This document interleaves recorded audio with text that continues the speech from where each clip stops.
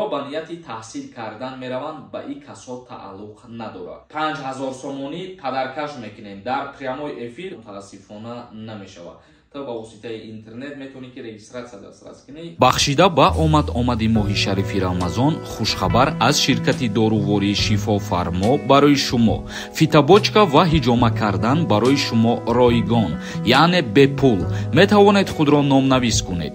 Инчунин доруҳо бо нархи арзон барои зиёд кардани риш ва мӯи сар, доруҳо барои сангу намаки гурдаро нест кардан ва нест кардани простатит. Ба рақамҳои рӯи экран дар тамос бошед. Ассалому алайкум ба ҳама тамошобинони барномаҳои Сорбон Сафаров. Тамошобинони азиз, ҳатман дар канал обуна бошен ва видеоро то охириша тамошо кунед. Ахбороти нав баҳри шумо. Русия метавонад будубоши кӯтоҳмуддати муҳоҷиронро маҳдуд кунад. Муддати будубоши шаҳрвандони хориҷӣ ва шахсони бешаҳрванд дар Русия метавонад то 3 моҳ кам карда шавад. Хабар медиҳад вазорати корҳои дохилии Федератсияи Русия. Аммо ин ба донишҷӯёну онҳое ки раводиди корӣ доранд дахл надоранд. Чихеле ки ҳамаи мо шумо медонем, шаҳрвандони хориҷӣ ҳақ ва ҳуқуқ доштанд. Барои ворид шидан ба Федератсияи Русия яке аз роҳҳои воридшавиш ҳамчун гости гуфта ворид шаванд ва дар муддати 3 моҳ бояд тарки Русия кунанд. Ва имрӯз вазорати корҳои дохилии Русия қайд намуд ки ҳамира аз байн мебаранд ва нафароне ки ба нияти кору фаъолият мераванд ё ба нияти таҳсил кардан мераванд, ба ин касо тааллуқ надорад. Вазорати корҳои дохилӣ шарҳ дод ки лоиҳаи қонуни нав ба донишҷӯёни хориҷӣ ва ҳамчунин онҳое ки раводиди корӣ доранд чӣ гуна таъсир мерасонад.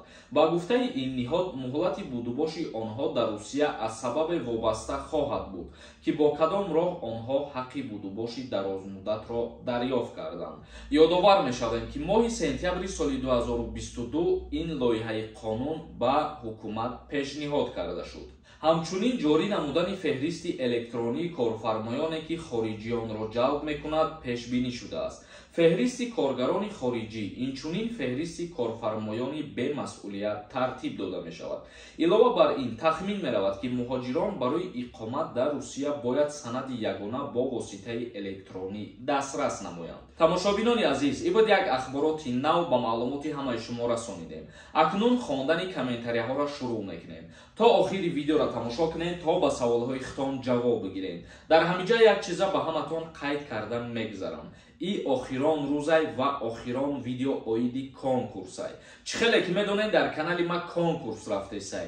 2 рӯз пас финала баргузор мекунем. рӯзи 2 март ба вақти соати ҷумҳурии Тоҷикистон соати 21:00 дар канали мо финал баргузор мешавад. Касое ки мехоҳанд билет харидорӣ кунанд, ҳозиран билет ҳастай. Барои шумо аксия мекунем, ба 1000 рубл 10 та билетон метиҳем, ба 2000 рубл 20 дона билетон метиҳем. Номерои WhatsApp ки дар рӯи экран дидесен, дар ҳамин номерои WhatsApp картаи Сбербанк ҳам ҳастай. Карта ба номи Мунис мебирояд, сумта мепартои ва чекта дар ҳамин WhatsApp роӣ мекунӣ. 3 нафаре ки аз ҳамада бисёр билет мехара, 5000 сомонӣ падаркаш мекунем дар прямой эфир ва боз билетҳои харидагиш бозӣ мекунад. Конкурс ҳамагӣ 42 дона приз дорад. Бахта бисанҷ ки и охирон видео оиди конкурсай. Як кас нависонда: ассалому алайкум бародар, чанд бор нависам, ҷавоб нест. Якум комментария ман менависам. Ман дар Россия паспорти тоҷикӣ муҳлаташ буд чизагиай. Тоҷикистон равон бо гашта ба Россия оям, ҳеҷ чиз намеган дар Тоҷикистон. Паспорти тоҷикӣ гуфтата чира дар назар дорӣ? Яъне паспорти хориҷӣ гуфта, ана мисол мегирем, агар загранпаспорта ба назар мегирем. Дар ҳолати сафар кардан ба ягон давлати дигар паспорти тоҷикии ты лозим намешавад. Сафия нависонда: салом акаи Сорбон, вид на жительство доштам, аннулировать карданма. Граница гузаштам, метавонам через адвокат паспортма восстановить кунам? Илтимос ҷавоб диҳед.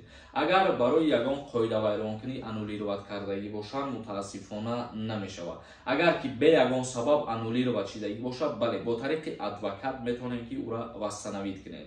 Яъне ки доказат карда бидонӣ ки тра бе асос вид на жительствата аннулировать кардагиам. Як каси дигар нависонда: салом алайкум, агар Москва барои чанд вақт дори патент карданда? Дар ҳолате ки шаҳрванди хориҷӣ вориди Федератсияи Русия мешавад, мешавад, дар муддати 1 моҳ бояд патенти худша дастрас кунад. Дилшод нависондай: акай Сорбон раҳмат ака, худованд қувват битама, саволумда ҷавоб гирифтем. Мо бо шумоем ака. Азор раҳмати калон, нафарое ки моро дастгирӣ мекунен, тамошо мекунен, мо баҳри шумо ҳаракат мекунем. Мо ҳар чизе ки пешниҳод мекунем, баҳри ҳамун нафарое мекунем ки доим дар фикри пешравии мо ҳастанд. Ромиз нависондай: ассалому алайкум, як савол дошам. Ака регистратсия онлайн шудааст? Оиди регистратсия онлайн шудаинаш не ягон гап хабари нав нестай. Мақсад онлайн гуфта ту ҳамира дар назар дорӣ ки ту ба воситаи интернет метавонӣ ки регистратсия дастрас кунӣ, вале мутаассифона айни ҳол хеле шидагӣ нестай. Исмоил Раҷабов нависонда: ассалому алайкум акаи Сорбон. Ака агар ман ака дошта бошам, ман метавонам хидмат сардори оила бикунам, мара аблава мебаранд? Не, мутаассифона наметавонӣ. Сардори оила ҳамун нафар ишида метавонад ки калони фарзанд мебошад ва дар ҳолате ки падар дар қайди ҳаёт набошад, модар хонаншин бошад, дар ин ҳолат фарзанди калонӣ метавонад шида. Тамом. 007 нависонда: ягон гапат маъно надорад, чӣ хита ғам метӣ, бас ки гапҳои такрорира. Ягон гапи ман маъне надошта бошад, трам бас ки мара тамошо карданам. Шукуров нависонда: ассалому алайкум акаи Сорбон, аз Россия ба Тоҷикистон доллар бурда мешавад, яъне чанд қай бошад? Илтимос ба саволи ман ҷавоб диҳед. То $10,000 мумкин аст, яъне баъд аз $10,000 ки зиёд шид, аллакай вая бояд ҳуҷҷат кунед. Холмуродов нависонда: ассалому алайкум акаи Сорбон, ман метавонам ваини билети ҳарбира годни харида, сумша банкда метӣ ё ки военкоматда? Ака ҷавоб диҳед.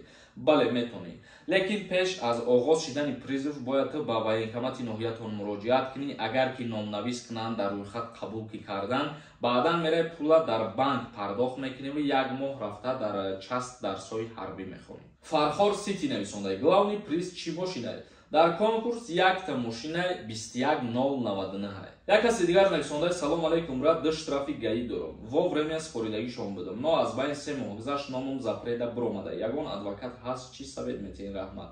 Шаҳрванди хориҷӣ дар 1 сол зиёда аз 3 административни правонарушения кунад, баъдан номаш дар рӯйхати депортҳо ворид мешавад. Ҷамолиддинов нависонда: ассалому алейкум ака, официально кор кардан чӣ фоида дорад? Бисёр плюсҳои худша дорад. Яъне ки барои продлит кардани патент аввалан ин ки граница намегзарӣ, трудовой договор қатъи продлитиш мекунӣ, бе граница гузаштан.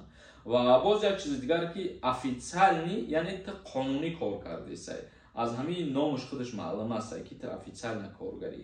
Ҳеҷ касра мақсад ғамам наметиҳад. Ва ҳолатҳои фиребу мошенникӣ мешавад, коргарои официалнира даъвоҳошона қабул мекунанд, аризаҳошона қабул мекунанд.